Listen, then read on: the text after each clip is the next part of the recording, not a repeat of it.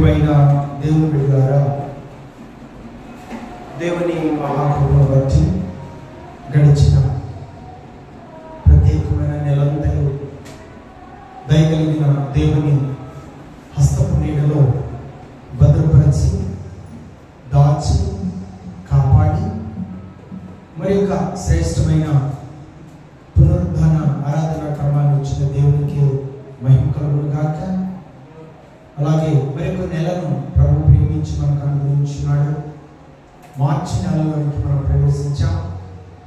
ఈ మార్చి నెల మొదటి ఆదివారం ప్రభు సన్నిధిలో మనం కొంత సమయం గడపడానికి, అలాగే దేవుని పాత్రకు సమీపస్థంలో అవడానికి ప్రభు వారు మనల్ని బలపరుస్తూ వచ్చిన విధానాన్ని బట్టి దేవునికి మహిమ కలుగును గాక. పిల్లలై సందర్భంలో ఒక శ్రేష్టమైన దేవుని వాక్యాన్ని మనం చదువుకుందాం. కీర్తన గ్రంథము 119వ కీర్తన 18వ వచనాన్ని సమయంలో మనం చదువుకుందాం. నేను నీ ధర్మశాస్త్రమునందు ఆశ్చర్యకరమైన సంగతులను చూచినట్లు నా కన్నులు తెరువు. ప్రియులరా, క్రైస్తవులుగా దేవుని యందు విశ్వాసం ఉంచిన బిడ్డలుగా ఈ లోకంలో మనం అనుసరించవలసిన విధానం, అడగవలసిన విధానం, పొందుకోవలసిన విధానం, ఆ పద్ధతుల్లో అడుగులు ముందుకు వేయవలసిన విధానం చాలా ఆశ్చర్యకరంగా ఉంటుంది, ఆశ్చర్యకరంగా ఉంటుంది. ప్రతి ఒక్కరు, దేవుని బిడ్డలైన ప్రతి వారు కూడా తెలుసుకోవాల్సింది ఏంటంటే మన నేత్రాలు తెరవబడాలి. నేత్రాలు తెరవబడటం అంటే మామూలుగా మనం మెరుగుగా ఉన్నప్పుడు చూస్తాము, చదువుతాము, వెళ్తాము, ఇది వేరు. మనం మెరుగుగా ఉన్నప్పటికీ, ఈ లోకంలో మన పనులు మనం చేసుకుంటున్నప్పటికీ, ప్రియులరా, తెరవబడవలసినటువంటి నేత్రాలు మనోనేత్రము. దైవగ్రంథంలో మనోనేత్రములు తెరవబడకపోతే ప్రయోజకులు ప్రావీణ్యత కలిగిన వారిగా ఉండేవారు కాదు. దైవగ్రంథంలో భక్తులంతా కూడా వాళ్ళ నేత్రాలు తెరవబడ్డాయి కనుక దేవుని కొరకు ప్రయోజకులుగా నిలబడ్డారు, దేవుని కొరకు నమ్మకస్తులుగా నిలబడ్డారు, ప్రాణం ఉన్నంత వరకు దేవుని కొరకు ఒక సాధనముగా వాడబడ్డారు, నడవగలిగారు. దైవగ్రంథంలో మనం సౌలుగా, పౌలుగా మారకుడు, హింసకుడు, దోషకుడు, హానికరుడు, ప్రియులరా, ఎందరినో క్రైస్తవులను దేవుని బిడ్డలుగా మారిన వారు ఎవరి చిత్రహింసల చేయడమే కాకుండా, ప్రాణాలు తీయడమే కాకుండా, నానా విధానాలైనటువంటి పద్ధతుల్లో దేవుని బిడ్డలైన వారిని హింసిస్తూ వచ్చారు. ఒక రోజు దమస్క ప్రాంతంలో నుండి క్రైస్తవులను కూడా లేకుండా చేయాలనే ఉద్దేశంతో ఆ ప్రాంతంలో ఉన్న పెద్దలను అంతం చేయాలని సౌలు కొంతమంది సైనికులను తీసుకొని వెళ్తా ఉంటే మార్గం మధ్యలో దేవుడు దర్శించాడు. ఒక వెలుగు అతన్ని తాకడం జరిగింది. అందరూ పడిపోయారు, ఈయన కూడా పడిపోయాడు. కానీ ఇతను మాత్రం నేత్రాలు కోల్పోయాడు, దేవుని స్వరాన్ని మాత్రం వింటున్నాడు. సౌలా సౌలా అన్నాడు. నువ్వెవరిగా అడిగాడు.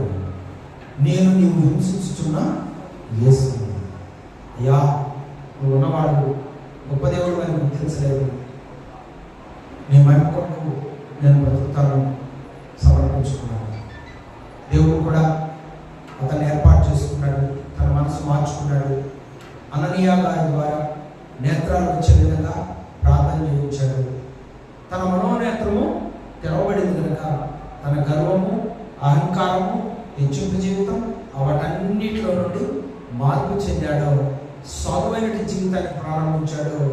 దేవుని కొరకు పోరాడాడు, దేవుని కొరకు పోరాటాల్లో పాల్గొన్నాడు, దేవుని కొరకు దెబ్బలు తిన్నాడు, గాయాలు పాలయ్యాడు, దేవుని కొరకు చిత్రహింసలు చేయబడ్డాడు. అయినప్పటికీ పరిచర్య చేశాడు, సంఘాలను కట్టాడు, యవనస్తులను మార్చాడు, పట్టణాలను కదిలించాడు, అధికారులను కదిలించాడు. దేవుని కొరకు విలువైనటువంటి అపొస్తలుడుగా ఆయన దేవుని కొరకు అడుగులు ముందుకు వేశాడు. తన ప్రాణం ఉన్నంత వరకు, తన బ్రతుకు దినములన్నీ కూడా దేవుని పరుగులో ముందుకు కొనసాగాడు. ఈరోజు ప్రియులారా, మన మనోనేత్రం తెరవబడితే దేవుని వైపే మనం చూస్తాం. సంఖ్య వైపు చూడం. ఎవరి వైపు చూస్తాం? దేవుని వైపు చూస్తాం. పరిస్థితుల వైపు చూడం.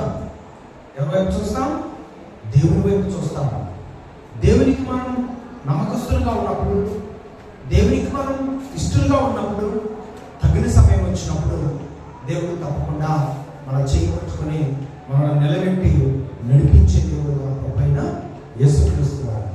ఈరోజు మన నేత్రాలు తెరవబడ్డాయి కనుక మనం దేవుని కొరకు ప్రయోజకులుగా ఉండాలి. దేవుని కొరకు మనం ప్రయోజకులుగా ఉండాలి. దేవుని కొరకు ప్రయోజనకరంగా ఉండాలంటే ఎవరికి ఇచ్చిన వరాన్ని వారు కాపాడుకోవాలి. ప్రియులారా, ఎంతమందిలో ఉన్నాం అనేది కాదు ఇక్కడ ముఖ్యం. దేవుని కొరకు సమర్పించుకున్న నీవు దేవుని కొరకు ఎలా వాడబడుతున్నావు అనేది ముఖ్యం. ఎంతమందిలో ఉన్నాం అనేది ముఖ్యం కాదు, ఎంతవరకు దేవుని కొరకు వాడబడుతున్నాం అనేది ముఖ్యం. నీ నేత్రాలు తెరవబడినప్పుడు నీ ద్వారా దేవునికి మహిమ రావాలని కోరుకుంటాం. నీ ద్వారా దేవుని సన్నిధిలో ఆయన ఆరాధించాలని కోరుకుంటాం.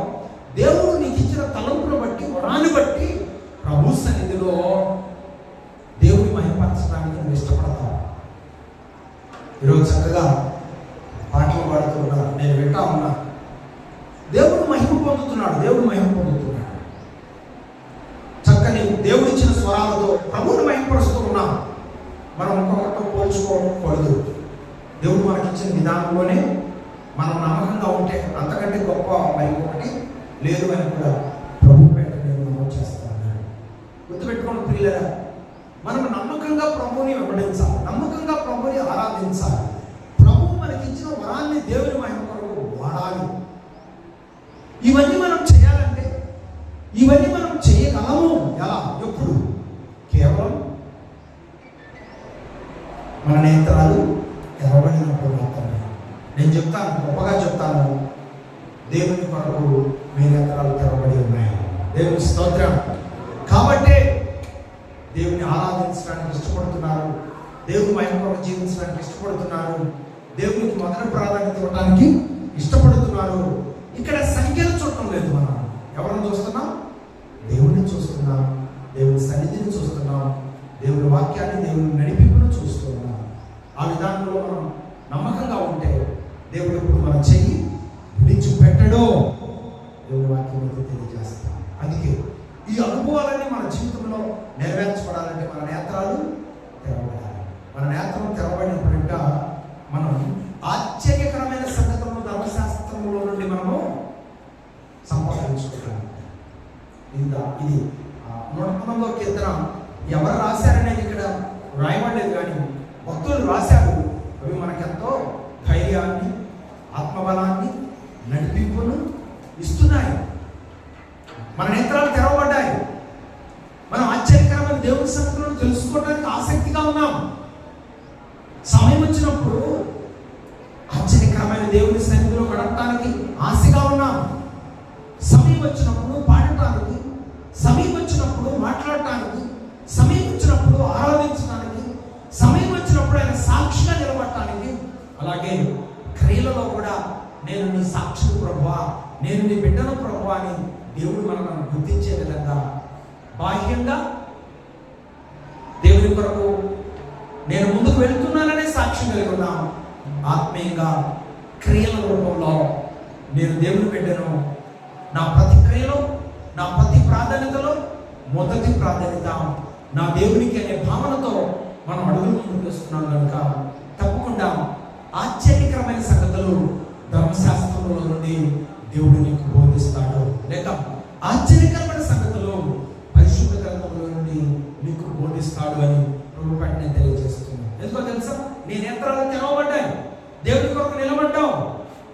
కాబట్టి దేవునికి నువ్వు ఇష్టంగా ఉన్నావు, దేవునికి నువ్వు ఇష్టంగా ఉన్నావు.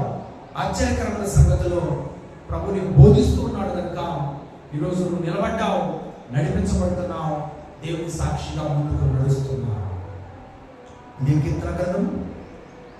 కీర్తన గ్రంథం 34వ సదరాన్ని మనం చదువుకున్నట్లయితే ప్రభు అంటున్నాడు, మనం నేర్చుకున్న బైబిల్, మనం నేర్చుకున్న పరిశుద్ధ వాక్యం, మనం నేర్చుకున్న ధర్మశాస్త్రం మనకు ఏం కలిగిస్తుంది అంటే, ఓకేమ్మా, నీ ధర్మశాస్త్రం అనుసరించడం నాకు బుద్ధి దయచేయము. ఇప్పుడు మనందరం కూడా ఎవరమండి? మనందరం ఎవరం? బుద్ధి కలిగిన వారమా, బుద్ధి లేని వారమా? నేను చెప్తున్నాను, ఉన్న మనందరము బుద్ధి కలిగిన వారు. దేవునికి స్తోత్రం. బుద్ధి లేని వారు కాదండి, బుద్ధి కలిగిన వారు. ఖచ్చితంగా చెప్పగలము. అర్ధరాత్రి లేవిన అడిగినా చెప్పగలము, మిట్ట మధ్యాహ్నం అడిగినా చెప్పగలము, సాయంత్రం అడిగినా చెప్పగలము, తెల్లవారుజామున అడిగినా చెప్పగలము, సత్తకాలం అడిగినా చెప్పగలము. ఏమని చెప్పగలమో తెలుసా? 100 నలుగురైనా దేవుని కొరకు నిలిచి ఉండే బుద్ధి కావాలి అని చెప్పగలము. ఎందుకంటే ఆ విధానాన్ని నేను చూస్తున్నాను కనుక, ఆ నడిపింపు మీకుంది కనుక, ఆ సమర్పణ మీకుంది కనుక ఈరోజు మనం దేవుని ఆరాధించగలుగుతున్నాం. లేకపోతే ఆరాధించగలమా? ఏముందలే, మన కుటుంబంగా కూడా దేవుని ఆరాధిస్తున్నాం, ఇంకా బయట వాళ్ళలో కలిసి ఆరాధిస్తే భలే బాగుంటుంది అనే తలంపు మనలో రాలేదంటే కారణం ఏంటో తెలుసా? మనం ఎవరో దానియేలు ఏ బుద్ధి గలవాడు కనుక లోకంలో ఉన్న వారితో కావాలనే ఆశ లేదు. దానియేలు దేవుని బుద్ధి గలవాడు కనుక లోకంలో ఉన్న వారితో కలిసి ఉండాలని ఆశ లేదు. ఓకేనా? అలాగే ఈరోజు మనము కూడా ఈ విధంగా ఉండగలుగుతున్నామంటే అలనాడు దానియేలు కలిగిన బుద్ధిని ఈరోజు మనం కలిగి ఉన్నాం. అలాగే బైబిల్లో దేవుడు ఆయనకి ఇష్టమైన వారికి, ఆయన ధర్మశాస్త్రాన్ని అనుసరించడానికి ఇష్టపడిన వారికి దేవుడు కలిగిస్తానని వాగ్దానం చేసిన బుద్ధిని కలిగి ఉన్నాము కనుక బయట స్వభావంతో కూడినటువంటి ఆలోచన, వాళ్ళని ఏళ్ళని చూసి పరిగెత్తాలనే ఆలోచన ఈరోజు మనకు లేవు. దేవుడిచ్చిన సన్నిధి, దేవుడిచ్చిన అవకాశం, దేవుడిచ్చిన ఆరాధన, దేవుడిచ్చిన వాక్యం, దేవుడిచ్చిన ఫలం, దేవుడిచ్చిన కష్టాలకు ఫలం, దేవుడిచ్చిన బిడ్డలు, దేవుడిచ్చిన భక్తి మార్గం పరిగెడుతూ సాక్ష్యాన్ని కాపాడుకొని అవకాశం వచ్చినప్పుడల్లా కలిసి దేవుని ఆరాధించడమే బుద్ధిమంతులకు దేవుడు అనుగ్రహించిన గొప్ప భాగ్యం. సమర్పణ గట్టిగా దేవునికి స్తోత్రం. హల్లెలూయా, హల్లెలూయా. చూడండి చక్కని వాక్యం ఎంత బాగుందో. 34వ శరణంలో ఉన్నటువంటి ఆ మాటలు ఎంత బాగున్నాయో. అమ్మా, ధర్మశాస్త్రమును అనుసరించుటకు నాకు బుద్ధి దయచేయు, అప్పుడు నా పూర్ణ ఉదయంతో నేను దాని ప్రకారము, అది బుద్ధి కలిగిన వారు ఏం చేస్తారు? దాని ప్రకారం నడవడానికి ఇష్టపడతారు.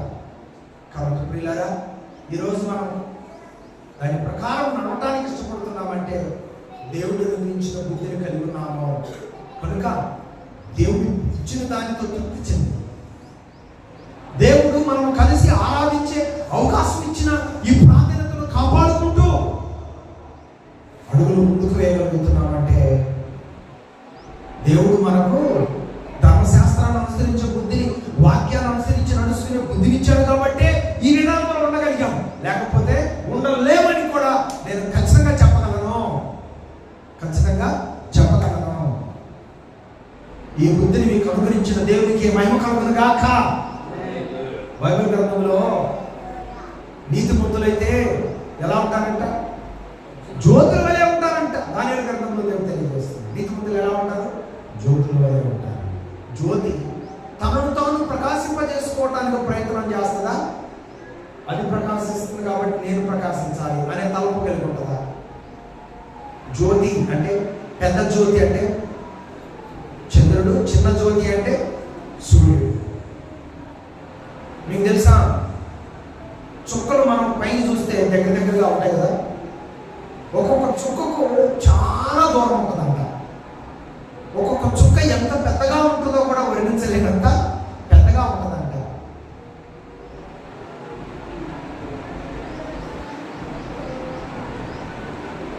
గుర్తుపెట్టుకోండి.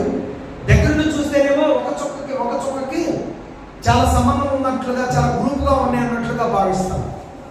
కానీ పరిశోధన ప్రకారం ఆలోచిస్తే అసలు ఒక చుక్కకి అసలు సంబంధమే ఉండదంట. కానీ తను ఒంటరిగా ఉన్నప్పటికీ దేవుని ఆజ్ఞ చొప్పున ఎప్పుడు ప్రకాశిస్తూనే ఉంటుందంట. కొంతమంది మనుషులు గుస్సుమాటలు వింటే ప్రకాశించేదానికి ఇష్టపడతారు. కొంతమంది లక్షణాలు అలా ఉంటాయి.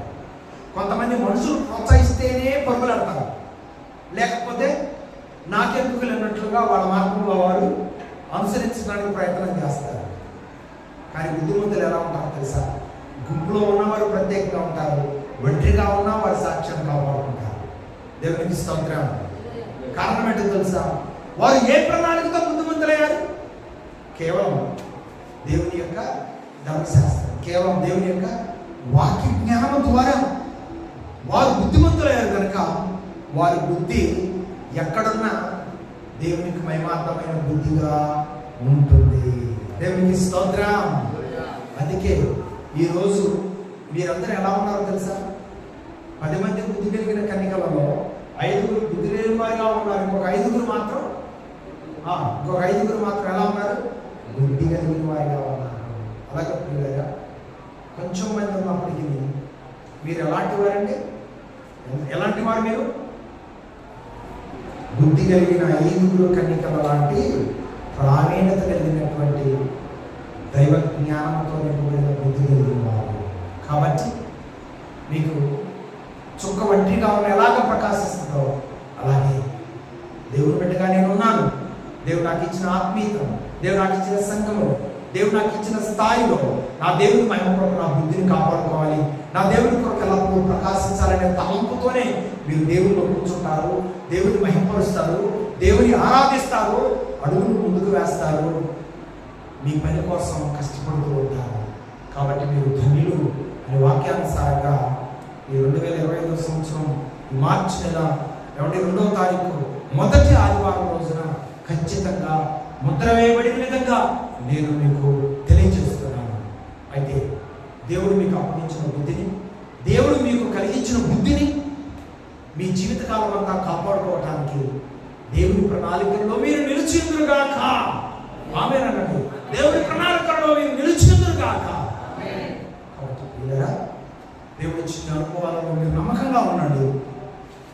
ఎప్పుడు నమ్మకంగా ఉన్నారు, ఇంకెప్పటికీ నమ్మకంగా ఉండండి. మీ బ్రతుకులో దేవుని ప్రణాళికలు చూస్తారని దేవుని పేట నేను తెలియజేస్తున్నాను.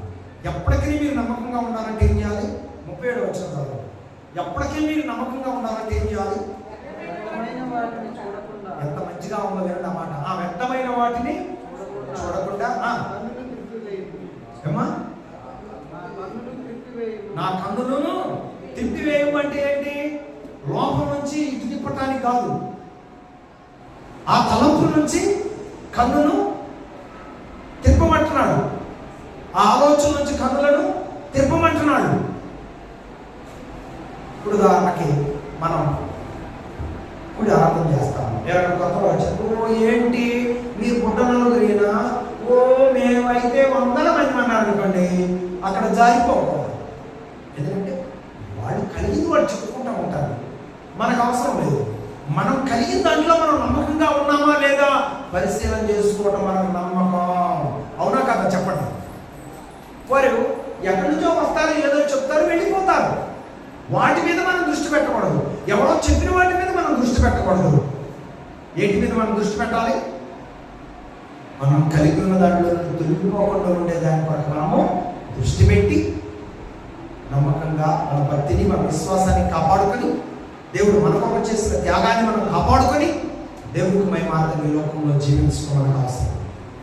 మీరు నమ్మకస్తులు కాదా ఎవరు తెలుసు? మిమ్మల్ని నడిపిస్తున్నా సేవకులకు తెలుసు, మనందరి కనతండ్రి దేవుడికి తెలుసు. ఈ అట్టొచ్చి ఏయో చెప్పేవాళ్ళు వస్తారు, పోతుంటారు. వారి విధానాలను, వారి ఆ మాటలను బలపరిచే మాటలు అయితే స్వీకరించవచ్చు, వినొచ్చు, అనుసరించవచ్చు. బలహీనమైన మాటలు అనుకోండి, వాటిని పొరపాటును కూడా చెవిలో నుండి మన మనసులో చేర్చడానికి ప్రయత్నము చేయకూడదు. ఆ చెవిలో నుండి మరలా బయటకు వచ్చేసేయాలని, లోపల నిలబడకూడదు. జాగ్రత్తగా ఉండాలని ప్రభుత్వం నేను తెలియజేస్తున్నాను. ఏదైనా సందర్భం అప్పుడు కొత్తగా వస్తారు కొంతమంది, వాళ్ళు స్పందించరు, స్పందనగా ఉండరు. ఆ కొద్దిసేపు ఏదో వచ్చాము, ఎందుకు తొందరగా అయిపోయిన తర్వాత మన దాన్ని మనం పోదామని తలపోతూ ఉంటారు. వాళ్ళ విధానాలను మనం పట్టించుకోవాలి. మన విధానాలను మనం ఎప్పుడూ అనుసరించడానికి ప్రయత్నించాలి. ఎవరో విధానాలను పట్టించుకుంటే నష్టపోయేది ఎవరు? వాళ్ళ విధానాలు వాళ్ళకు ఉంటాయి, వాళ్ళ నడిపింపు వాళ్ళకు ఉంటుంది, వాళ్ళ లెక్క కూడా వాళ్ళకు ఉంటుంది. అవి మనకు అనవసరం. మన విధానాలు, మన లెక్కలు, మన నడిపింపు, మనం ఎలా ఉన్నామో, మనము మన బిడ్డలకు, మన కుటుంబానికి, మనం కలిసి ఆరాధిస్తున్న వారికి, ఇరుగు పొరుగు వారికి మనం ప్రయోజనకరంగా ఉన్నామా, నేత్రాలు తెరబడే వారంగా ఉన్నామా, ధర్మశాస్త్రంలో ఉన్న ఆశ్చర్యకరమైన సంగతులను తెలుసుకునే మనోనేత్రాన్ని ఎలిగించబడిన వారిలాగా మనం ఉన్నామా, ఎలా ఉన్నామా పరిశీలన చేసుకొని మన నమ్మకత్వాన్ని కాపాడుకొని ఈ లోకంలో జీవించడమే దేవుని బిడ్డల ముందు ఉన్న గొప్ప సవాలు. వీడిని ఇక్కడ మీరు అర్థం చేసుకోండి.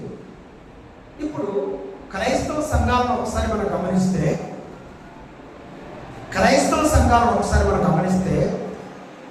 చాలా డేంజర్లో ఉన్నాయి. ఎందుకంటే నిలకడ లేదు. ఏం నిలకడ లేదు? పోయిన వారం నేను చెప్పినట్టున్నా, పార్ట్ 2లో చెప్తాను ఇంకొక మాట. ఎక్కడైనా బాగా విస్తరించినటువంటి ప్రాంతాలు ఉన్నాయనుకోండి, అక్కడ మనసు పెడతారు. అక్కడ ఏదో ఉందని పరుగులు ఎత్తడానికి ప్రయత్నము చేస్తారు. పిల్లల వృద్ధి లేనప్పుడు ఎవరైనా కొద్దిలోనే ఉంటారు. వినండి, వృద్ధి కలిగినప్పుడు ఎవరైనా మెరుపుల్లాగానే ఉంటారు.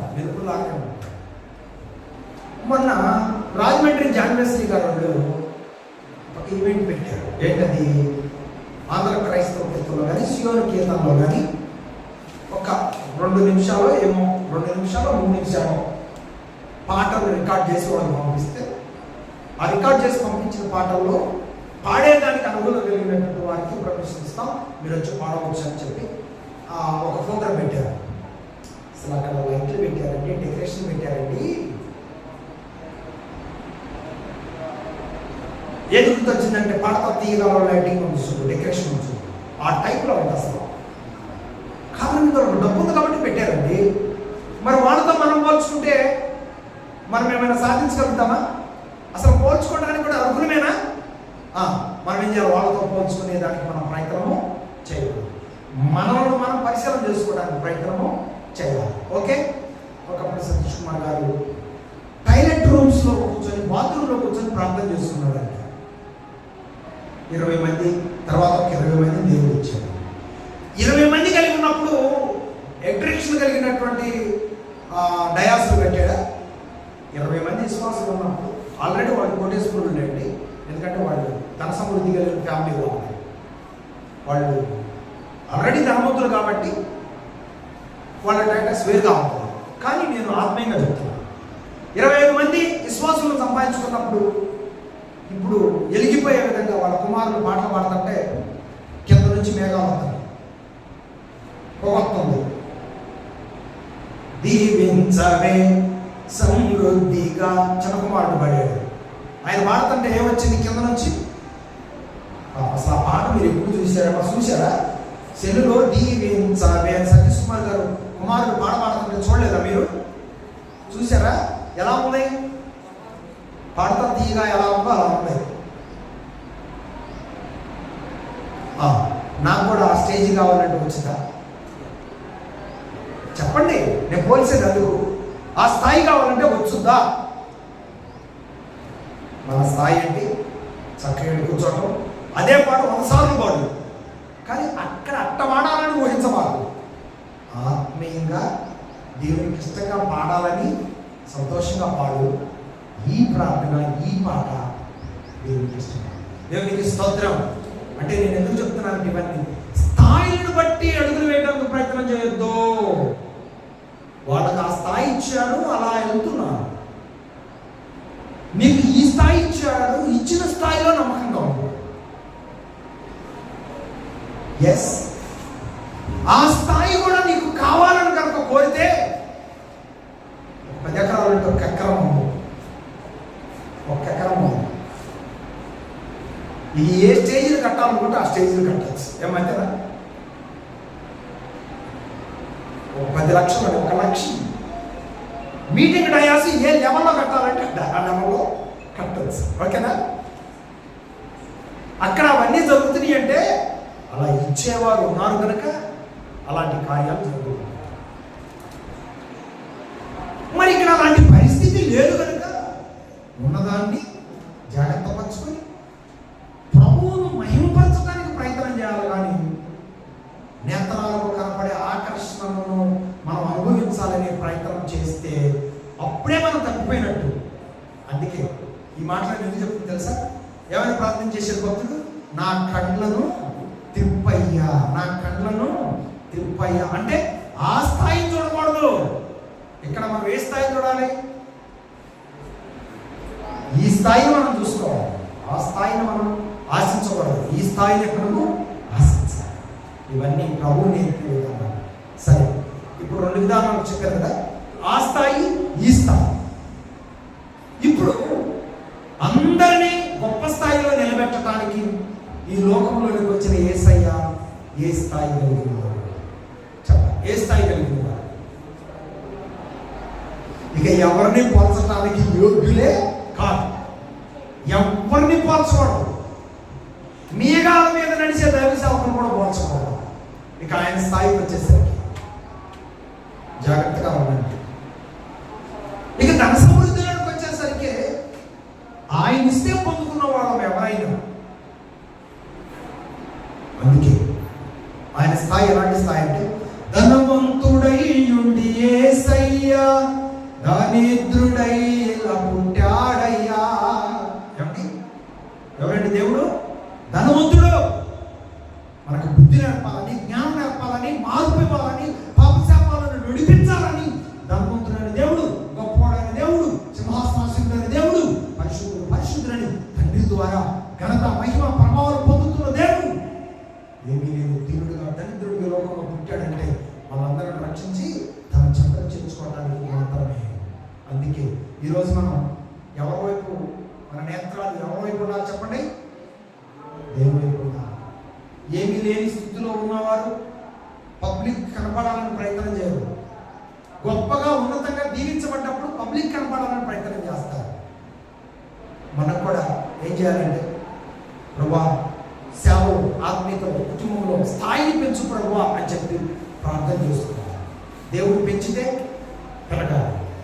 వద్దు నువ్వు ఆ స్థాయిలోనే ఉండు అంటే ఎన్ని తలచినా ఏది అడిగినా జరిగేది నీ చిత్తమే ప్రభువా, జరిగేది నీ చిత్తమే. నీ వాక్కుకై వేచియుంటిని, నా ప్రార్థన ఆలకించుమా ప్రభువా, నా ప్రార్థన ఆలకించుమా.